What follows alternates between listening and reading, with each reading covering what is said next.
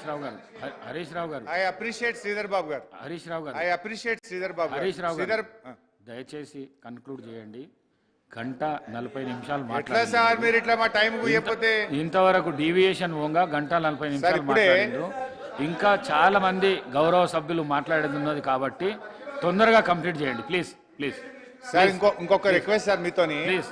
బయట మా ఇంటికి వెళ్ళి ఫోన్ వచ్చితే మా పిఏ చిట్టి పంపిండు. నేను మాట్లాడుతుంటే కెమెరా నాకు చూపిస్తలేరట, అటు మీకు చూపిస్తురట, అటు చూపిస్తురట. ఓన్లీ నా గొంతు మాత్రం వినబడుతుందట. జర కెమెరా మాది కూడా చూపించండి సార్. గిట్లనా సార్? కెమెరా కూడా చూపియరా సార్? కెమెరా కూడా ఇప్పుడేనా? గిన్నెలో కూడా వివక్షనేనా సార్?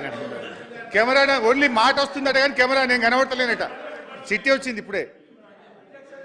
అంటే 3-4 కెమెరాలు ఉంటాయి, నా ఫేస్ చూపిస్తలేరట. ఓన్లీ గొంతే కనబడుతుందట. కెమెరా ముఖ్యమంత్రి గారు లేకపోతే ఉత్తమన్నా లేదా స్పీకరే కనబడుతుందట. ఇంత అన్యాయమా? అరే రే రే రే రే. అధ్యక్ష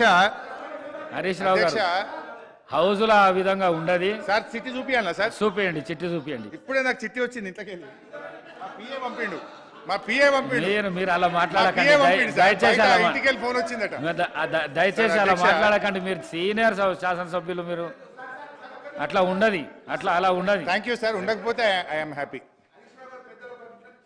అన్నా నువ్వు కూర్చోవే, నువ్వు గవర్నమెంట్ ఉన్నావు, విప్పు సభను సమన్వయం చేయాలి. నువ్వు సభను ఆపడం కాదు, సమన్వయం చేయాలి. కూర్చో. అయితే అధ్యక్ష, గౌరవనీయులు శ్రీధర్ బాబు గారు మంచి మాట చెప్పారు. I appreciate him. వారు ఒక మంచి మాట అన్నారు శ్రీధర్ బాబు గారు. మా ప్రభుత్వం కష్టపడ్డది, మేము స్టార్ట్ చేసినాము, ఒకటి పూర్తి చేయలే కావచ్చు, మీరు చిత్తశుద్ధితో వాటిని పూర్తి చేయాలి అని అన్నారు. So I appreciate him.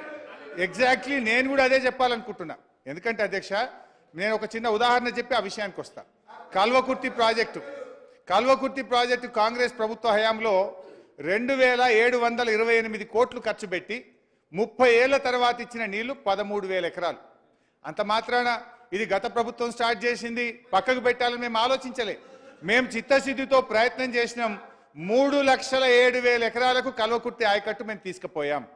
Nettempadu మీరు 2,300 కోట్లు ఖర్చు పెట్టి కేవలం 1,735 కోట్లు ఖర్చు పెట్టి 2,300 ఎకరాలకు మాత్రమే నీళ్లు ఇచ్చారు. ఇది గత ప్రభుత్వం స్టార్ట్ చేసింది, ఆపాలని మేము అనుకోలేదు.